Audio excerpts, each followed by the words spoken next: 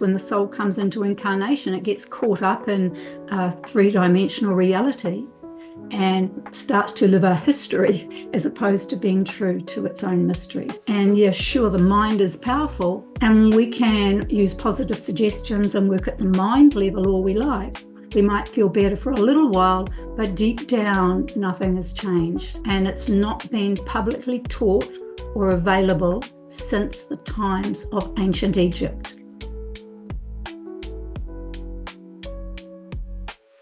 I knew that hypnosis was more than was being taught in mainstream hypnotherapy. Mainstream hypnotherapy primarily focuses on the mind and the body-mind connection, on influencing the mind, which in turn influences the body. And yeah, sure, the mind is powerful, but something was missing. And I knew what the missing thing was. What was missing was soul.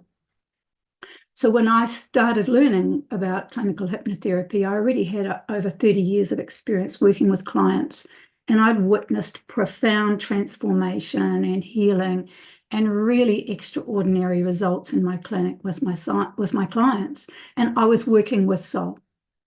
And it's really, really important to understand that our soul, our soul is the true creator of our reality.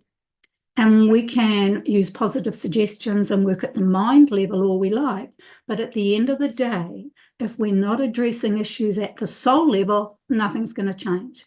We might feel better for a little while, but deep down, nothing has changed.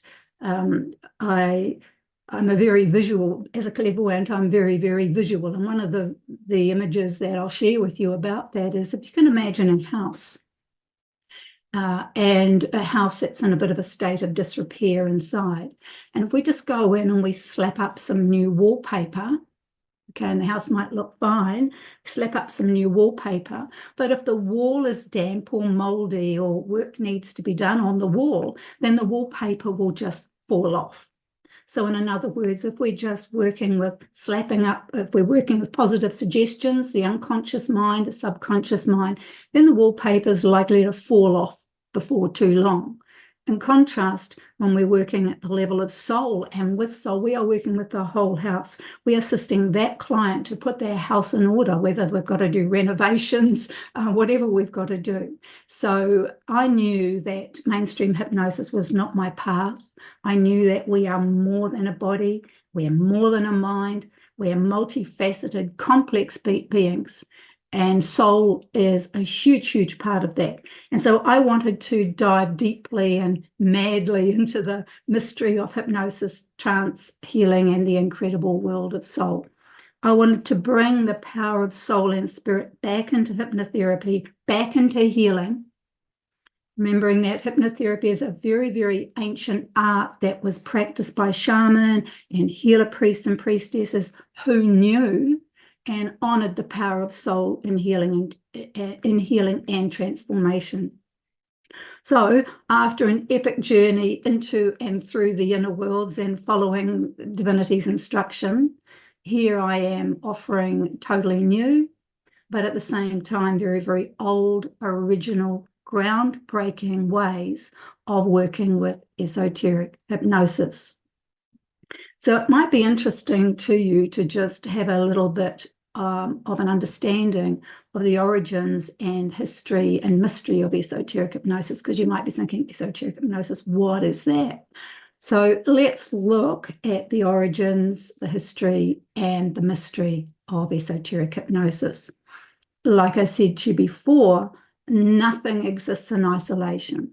And hypnosis is much, much older than what's currently commonly known or understood.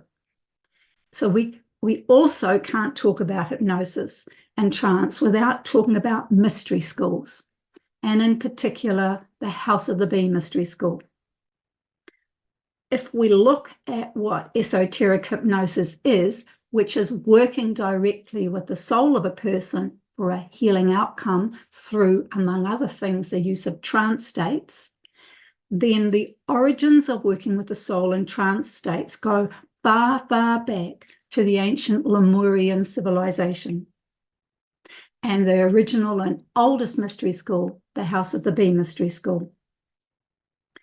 So the sacred teachings, art, and it is an art of working with the soul. So the sacred teachings and art of working with the soul in trance states were taught in the House of the Bee Mystery School in Lemuria, then in Atlantis, and then in ancient Egypt. So these sacred teachings, sort of like a wave, they'll come up and then they will go down and then come up again, go down and come back up when they are needed. And I can assure you they are so desperately needed at this time. But the legendary healer priests and priestesses who worked in the House of the Bee healing sleep and dream temples of ancient Egypt had perfected the art of esoteric hypnosis. And this is the form of esoteric hypnosis that's now taught exclusively in the Esoteric Hypnosis Training Academy. It's totally unique and it's not been publicly taught or available since the times of ancient Egypt. The form of esoteric hypnosis, which is also the form of true original shamanic healing, is known as House of the Bee incubation mysteries. And these incubation mysteries are the deepest mysteries of birth, life, death, and rebirth.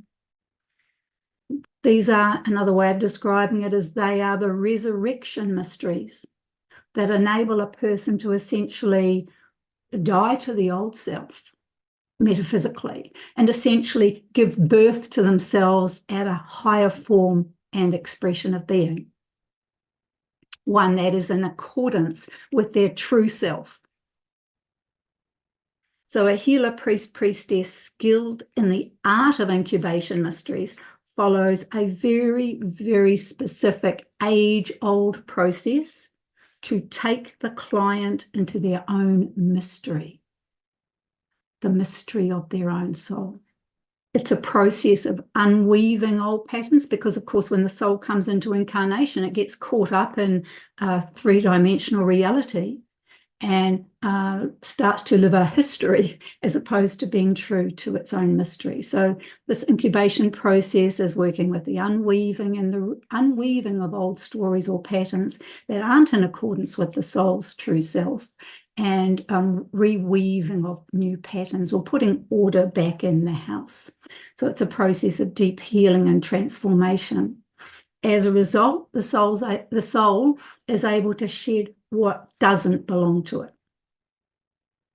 And so we're going to look in a moment at how the soul ends up with, or some of the ways of how the soul ends up with what doesn't belong to it.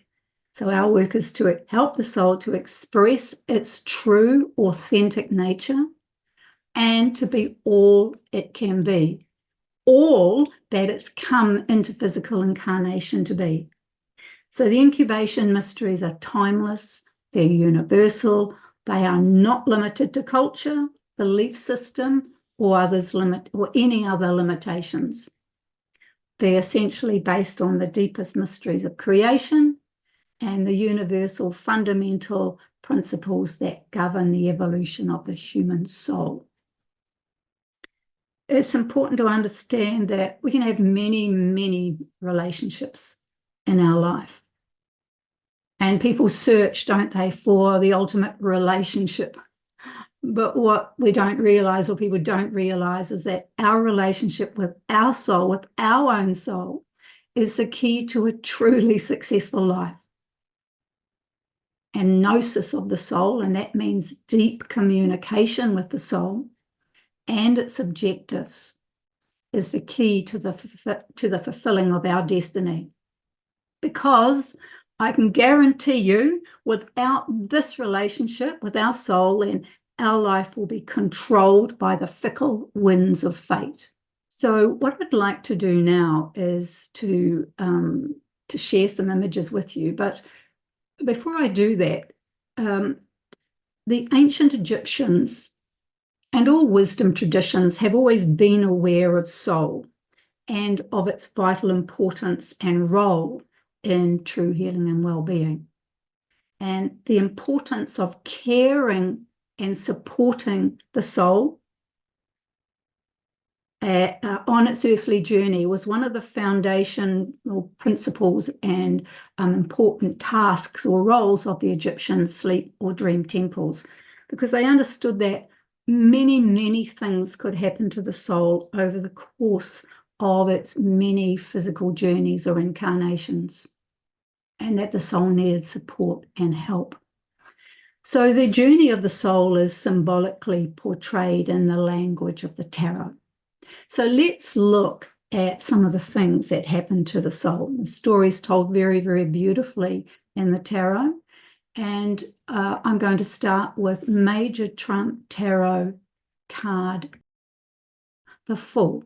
So in this card of the Fool, we can see that the soul, there we see the soul, and it's ready to come down into physical incarnation. And we can see it, the white sun there is the source, whatever name you're comfortable with, the source. And there is the soul ready to take incarnation, to come down on the great, great adventure, with its own evolutionary objectives in this lifetime. If you look at that card, you will see that on the belt of that around the garment are symbols, and they indicate that the soul will come into incarnation at just the right time that's perfect for what it wants to achieve, just the right time.